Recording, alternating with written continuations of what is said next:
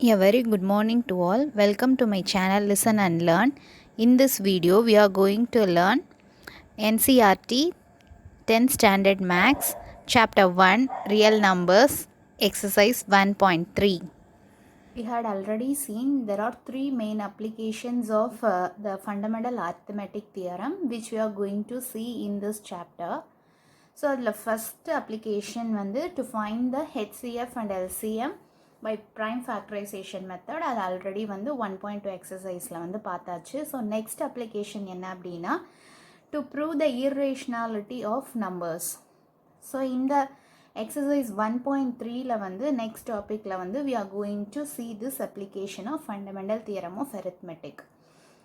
Using the theorem, we are going to prove the irrationality of numbers. See, to prove the irrationality of numbers, நமக்கு ஒரு theorem வேணும். So அந்த theorem என்ன அப்படிங்கிற தியரமோட statement I'll first explain and then we'll move on to the exercise problems. See, theorem என்ன அப்படின்னா let p be a prime number and a is a positive integer. p அப்படின்னு ஒரு prime number எடுத்திருக்கோம் and then a அப்படிங்கிற ஒரு positive integer எடுத்துக்கிட்டோம் அப்படின்னா if p divides a square then p divides a. So this is the statement of this theorem. If pங்கிற prime number a squareங்கிற integer divide பண்ணுச்சு அப்படின்னா then p அப்படிங்கிற prime number will divide the integer a also. So இதான் இந்த theorem உடைய statement. So using this statement and then by the proof by contradiction we are going to prove the irrationality of numbers. Okay. So proof by contradiction na enna அப்படின்னா if we are going to prove a given number is irrational அப்படின்னா first அந்த number rational அப்படின்னு சொல்லி நம்ம assume பண்ணிக்க போறோம். And then we are going to make another one assumption. So இந்த assumption ரெண்டும் பண்ணிட்டு நம்ம problem work out பண்ணிட்டு வருவோம். work out பண்ணும்போது ஃபைனலா நமக்கு contradictory-ஆ ஒரு ரிசல்ட் கிடைக்கும். So contradictory-ஆ ஒரு ரிசல்ட் கிடைக்கும்போது then அப்போ என்ன அர்த்தம் அப்படின்னா நம்மளுடைய assumption false. ஸோ நம்மளோட assumption என்ன the given number is rational அப்படிங்கிறது. ஸோ அப்போ நம்ம assumption false அப்படின்னா then அப்போ நம்ம given number என்ன அப்படின்னா if it is not rational அப்படின்னா then the given number is irrational. So இந்த மெத்தடில் தான் நம்ம exercise 1.3ல we are going to prove the irrationality of numbers. Okay, while solving the problem you will understand clearly. Now let us move on to the exercise problems. Exercise 1.3, the question number 1. Question number 1ல என்ன சொல்லிருக்காங்க அப்படின்னா prove that root 5 is irrational. So given number root 5 அப்படிங்கிறது irrational அப்படின்னு சொல்லி prove பண்ண சொல்லிருக்காங்க. So இங்க நம்ம எப்படி prove பண்ண போறோம் அப்படின்னா by contradiction மூலமா proof பண்ண போறோம். see நம்ம என்ன பண்றோம்னா first given number rational அப்படின்னு நம்ம எடுத்துக்கிறோம். எடுத்துட்டு நம்ம sum work out பண்ணும்போது நமக்கு கிடைக்கிற நம்ம எடுத்துக்கிட்ட நம்ம assume பண்ணியிருக்கிற statement நமக்கு false அப்படின்னு வரும். அப்போ false அப்படின்னா நம்ம நம்மளுடைய assumptionம் false. therefore அப்போ given number irrational அப்படின்னு proof பண்ண போறோம். see, let root 5 is a rational number. given number see first root 5 rational அப்படின்னா ஒரு number rational அப்படின்னா then it can be expressed in the form of p by q where q not equal to 0. so அப்போ root 5 is equal to a by b அப்படின்னு express பண்ணுறோம் where a and b are integers, b not equal to 0. ஓகேவா. So ஒரு rational number அப்படின்னா அதை p by qங்கிற ஃபார்மில் நம்ம express பண்ணலாம் where b not equal to 0. So அதுதான் ஃபர்ஸ்ட் ஸ்டெப்பில் எழுதியிருக்கேன். see நெக்ஸ்ட் என்ன அப்படின்னா இந்த ஏயும் பியும் கோ ப்ரைம் அப்படின்னு அஷ்யூம் பண்ணுறேன். ஓகே. ஸோ கோ ப்ரைம் அப்படின்னா என்னன்னா ஏ அண்ட் பிக்கு காமன் ஃபேக்டர் 1 மட்டும்தான் இருக்கும். ஓகே. ஸோ இப்போ ஏ அப்படிங்கிற நம்பரை நீ எக்ஸ்ப்ரெஸ் பண்ணுறோம் ப்ரைம் ஃபேக்டர்ஸால் எக்ஸ்ப்ரெஸ் பண்ணுறோம் அண்ட் தென் பிங்கிற நம்பரையும் ப்ரைம் ஃபேக்டர்ஸால் எக்ஸ்ப்ரெஸ் பண்ணும்போது 1 மட்டும்தான் அதனுடைய காமன் ஃபேக்டராக இருக்கும். அப்படி இருந்தது அப்படின்னா அந்த ரெண்டு நம்பரையும் நம்ம கோ ப்ரைம் அப்படின்னு சொல்லி சொல்லுவோம். ஓகே. சி இங்கே ஏயும் பியும் வந்து நான் கோ ப்ரைம்னு அஷ்யூம் பண்ணிக்கிறேன். அப்போது இதுக்கு என்ன மீனிங் அப்படின்னா ஏக்கும் பிக்கும் வந்து 1 மட்டும்தான் காமன் ஃபேக்டராக இருக்குது அப்படின்னு அஷ்யூம் பண்ணுறேன். ஓகே, சி அப்போ நான் இங்கே ஃப்ரம் இந்த ஸ்டெப் போகலாம். √5 is equal to A by B. So இங்கே வந்து மல்டிப்ளை பண்ணுறேன். அப்போ A is equal to √5 into பின்னு கிடைக்குது. இப்போது ஆன் ஸ்கொயரிங் ரெண்டு பக்கமும் வந்து ஸ்கொயர் பண்ணுறேன். ஸோ அப்போ இங்கே a square is equal to √5 square பண்ணோன்னா 5 and then b square. So let us take this as equation 1. See இப்போ b ஸ்கொயரை வந்து இந்த பக்கம் லெஃப்ட் சைடில் எடுத்துகிட்டு போனேன் அப்படின்னா then that is equal to a square by 5னு கிடைக்கும். ஓகே, இப்போது ஆல்ரெடி ஒரு தியரம் ஸ்டேட்மெண்ட் சொன்னேன். என்ன அப்படின்னா if p is a prime number and a is an integer, if p divides a ஸ்கொயர்னா தென் p டிவைட்ஸ் a. அப்போ இங்கே வந்து 5 டிவைட்ஸ் வந்து a ஸ்கொயர்னா then 5 also divides a. So from the தியரம்ல இருந்து இந்த ஸ்டேட்மெண்ட் வந்து நான் எழுதுகிறேன். 5 a ஸ்கொயரை டிவைட் பண்ணுச்சு அப்படின்னா தென் 5 வந்து ஏயையும் டிவைட் பண்ணும். இதுதான் வந்து தியரமோட statement. So c if 5 divides வந்து a அப்படின்னா then a is equal to 5c.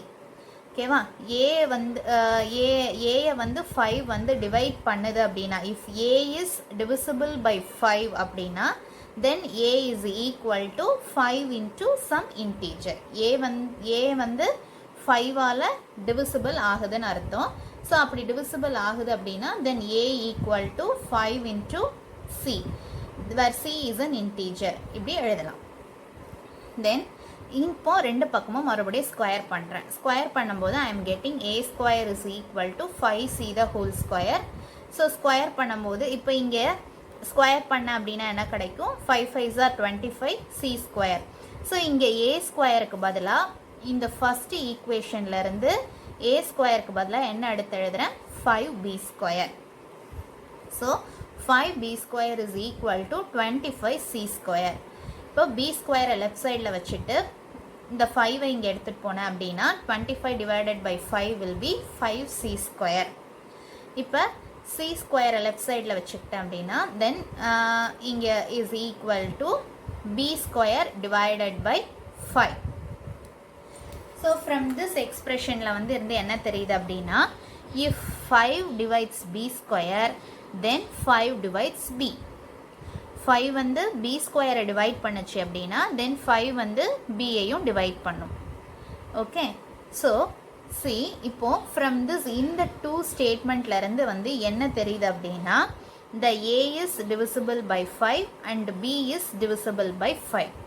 அப்போ ஏக்கும் பிக்கும் 1 தவிர 5ம் வந்து காமன் ஃபேக்டராக இருக்குது. Okay, therefore a and b have 5 as the common factor. So from இந்த ரெண்டு ஸ்டேட்மெண்ட்ல இருந்தும் வந்து என்ன தெரியுது அப்படின்னா a வந்து 5ஆல் டிவிசிபிள் ஆகுது, பியும் 5ஆல் டிவிசிபிள் ஆகுது. அப்போ ஏக்கும் பிக்கும் 1 தவிர 5ம் காமன் ஃபேக்டராக இருக்குது. a and b have 5 as the common factor. நம்ம ஃபஸ்ட்டு என்ன அஷ்யூம் பண்ணியிருக்கோம்? ஏயும் பியும் கோ ப்ரைம்னு. ஸோ கோ ப்ரைம் அப்படின்னா வந்து ஏக்கும் பிக்கும் 1 மட்டும்தான் காமன் ஃபேக்டராக இருக்கணும். பட் ஆனால் இங்கே நம்ம ஃபைனலாக நமக்கு என்ன ரிசல்ட் கிடைக்கி? ஏக்கும் பிக்கும் 5 வந்து காமன் ஃபேக்டர்னு கிடைக்கி. அப்போ நம்மளுடைய அசம்ஷன் வந்து தப்பு. ஏயும் பியும் அப்போ கோ ப்ரைம் கிடையாது. So see this is a contradiction to the fact that A and B are coprime. நம்ம அஷ்யூம் பண்ணதுக்கு இது கான்ட்ரடிக்டரியாக வந்து நமக்கு ரிசல்ட் கிடைக்கிது. ஸோ அப்போ என்ன அர்த்தம்னா நம்ம அஷ்யூம் பண்ணது தப்பு. So this is because of incorrect assumption that நம்ம என்ன அஷ்யூம் பண்ணியிருக்கிறோம்? √5 வந்து ஒரு ரேஷ்னல் நம்பர் அப்படின்னு அஷ்யூம் பண்ணியிருக்கிறோம். அப்போ நம்மளுடைய அசம்ஷன் வந்து false. So this is because of the incorrect assumption that √5 is rational. அப்போ நம்மளுடைய அசம்ஷன் வந்து ஃபால்ஸ் அப்படின்னா அப்போ √5 வந்து ரேஷ்னல் இல்லை அப்படின்னா தென் √5 இஸ் இர்ரேஷ்னல். ஸோ இப்படி தான் வந்து இனி வரப்போகிற ரெஸ்ட் ஆஃப் த ப்ராப்ளம்ஸ் எல்லாமே வந்து நம்ம ப்ரூவ் பண்ண போகிறோம். ஓகே, ஒரு கிவன் நம்பரை வந்து இர்ரேஷ்னல் அப்படின்னு சொல்லி ப்ரூவ் பண்ண சொல்லியிருக்காங்க. ஸோ அதை வந்து ஃபஸ்ட்டு அதை ரேஷ்னல் நம்பர்னு எடுத்துக்கிறோம். ஸோ அண்ட் தென் வந்து ஒரு ரேஷனல் நம்பர் அப்படின்னா வந்து அதை p/q அப்படிங்கிற ஃபார்மில் எக்ஸ்ப்ரெஸ் பண்ணுறோம். அண்ட் தென் என்ன அஷ்யூம் பண்ணுறோம் அப்படின்னா ஏயும் பியும் வந்து கோப்ரைம் அப்படின்னு சொல்லி நம்ம அஷ்யூம் பண்ணிக்கிறோம்.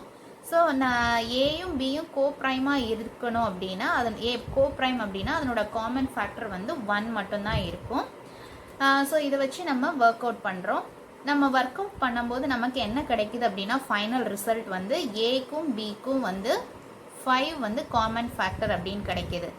ஸோ தென் அப்போ ஏயும் பியும் வந்து கோப்ரைம் கிடையாது. therefore this is contradiction. நம்மளுடைய அசம்ஷனுக்கு வந்து கான்ட்ரடிக்ஷனாக வந்து நமக்கு ஒரு ரிசல்ட் கிடைக்கிது.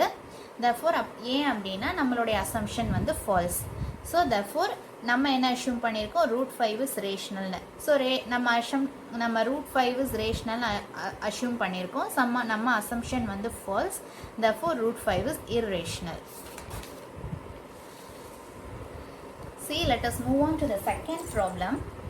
ஸோ செகண்ட் ப்ராப்ளமில் வந்து என்ன அப்படின்னா prove that 3 + 2√5 is irrational.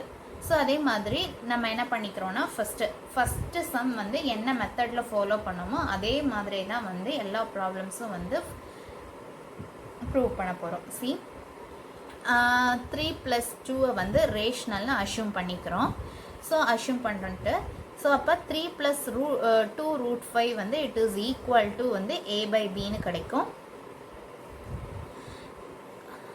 See 3 + 2√5 is equal to a/b. ஒரு நம்பர் வந்து ரேஷ்னலாக இருந்தது அப்படின்னா தென் அதை வந்து p/qங்கிற ஃபார்மில் எக்ஸ்ப்ரெஸ் பண்ண முடியும். ஸோ அதுதான் வந்து a/b எழுதியிருக்கிறேன். ஸோ இங்கே வந்து 2√5 லெஃப்ட் ஹேண்ட் சைடில் வச்சுட்டு 3 வந்து ரைட் சைடில் எடுத்துகிட்டு போகிறேன். therefore a/b -3 அண்ட் தென் 2 வந்து ரைட் ஹேண்ட் சைடு எடுத்துகிட்டு போகிறேன். So √5 is equal to 1/2 into a/b -3. See ஏயும் பியும் வந்து இன்டீஜர்ஸ் அப்படிங்கிறனால இந்த expression that is 1/2 into a/b -3 இது வந்து என்னதான் இருக்கும் அப்படின்னா ரேஷ்னலாக இருக்கும். ஓகேவா? ஸோ ஏன்னா ஏயும் ஒரு இன்டீஜர் பியும் ஒரு இன்டீஜர். ஸோ இது ரெண்டையும் நமக்கு டிவைட் பண்ணும்போது so we'll be getting this இதுவும் ஒரு இன்டீஜர் இதுவும் ஒரு integer. So will be getting some decimal expansion கிடைக்கும். ஸோ இந்த எக்ஸ்பிரஷனை சால்வ் பண்ணும்போது நமக்கு ஃபைனலாக வந்து ஒரு ரேஷ்னல் நம்பர் தான் கிடைக்கும். ஸோ அப்போ இந்த எக்ஸ்பிரஷன் வந்து ரேஷ்னல் அப்படின்னா தென் √5ம் வந்து ரேஷ்னல் தான். Because √5 is equal to this expression. So √5ம் ரேஷ்னல்னு கிடைக்கும். But this contradicts the fact that √5 is irrational. Previous ப்ராப்ளமில் தான் வந்து √5 வந்து irrational நம்ம ப்ரூவ் பண்ணியிருக்கோம். therefore இது வந்து இந்த வர result that is √5 is rational அப்படிங்கிறது வந்து it is a contradiction to the fact that √5 is irrational. therefore அப்போ நம்மளுடைய அசம்ஷன் வந்து ஃபால்ஸ். நம்மளோட அசம்ஷன் என்ன, 3 + 2√5 வந்து ரேஷ்னல்னு அஷ்யூம் பண்ணியிருக்கோம். அப்போ இந்த அசம்ஷன் ஃபால்ஸ். therefore 3 + 2√5 அப்படிங்கிறது வந்து it is irrational. thus proof. Let us move on to the third sum. See third sumல என்ன கொடுத்துருக்காங்க அப்படின்னா prove that the following numbers are irrational. ஒரு 3 subdivisions கொடுத்துருக்காங்க. அந்த நம்பர்ஸ் எல்லாம் நம்ம irrationalனு ப்ரூவ் பண்ண சொல்லியிருக்காங்க. See the first subdivision is 1/√2. So for 1/√2 first வந்து let 1/√2 is rational. First நம்ம let the given number வந்து நம்ம rational அஷ்யூம் பண்ணிக்கிறோம்.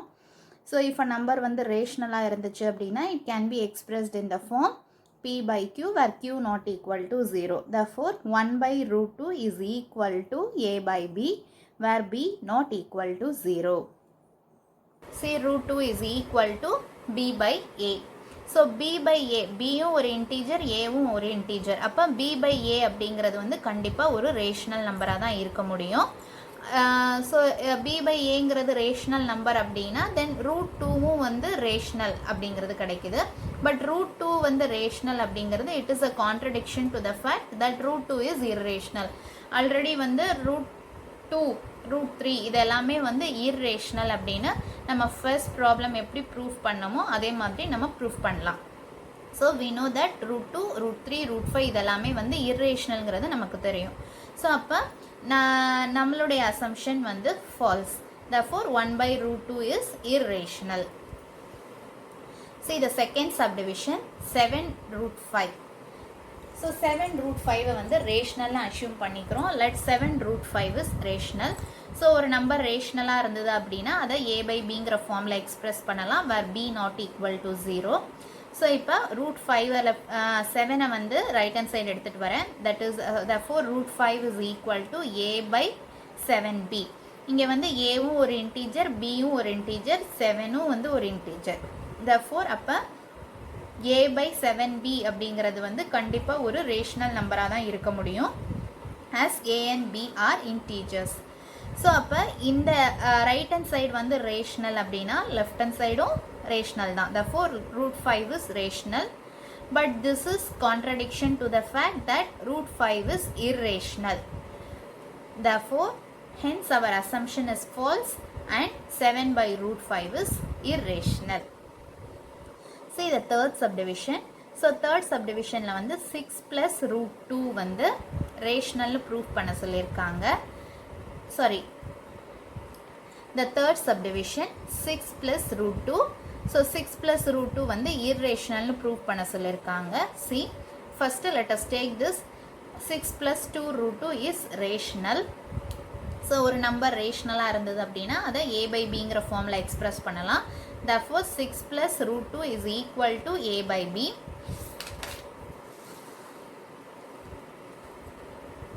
ஸோ √2 வந்து லெஃப்ட் சைடில் வச்சுக்கிறேன், பியை வந்து இந்த பக்கம் எடுத்துகிட்டு போகிறேன். So √2 is equal to a by b minus b. இந்த expression a by b minus b அப்படிங்கிறது வந்து ஒரு ரேஷ்னல் நம்பர், பிகாஸ் வந்து ஏயும் பியும் வந்து இன்டீஜர்ஸ்ங்கிறனால. ஸோ இப்போ இது ரேஷ்னலாக இருந்தது அப்படின்னா தென் √2 is also rational, but this contradicts the fact that √2 is irrational. Already நமக்கு தெரியும் √2 அப்படிங்கிறது ஒரு irrational நம்பர்னு. ஸோ therefore அப்போ நம்மளுடைய அசம்ஷன் வந்து false. hence 6 plus √2 is irrational. Thank you.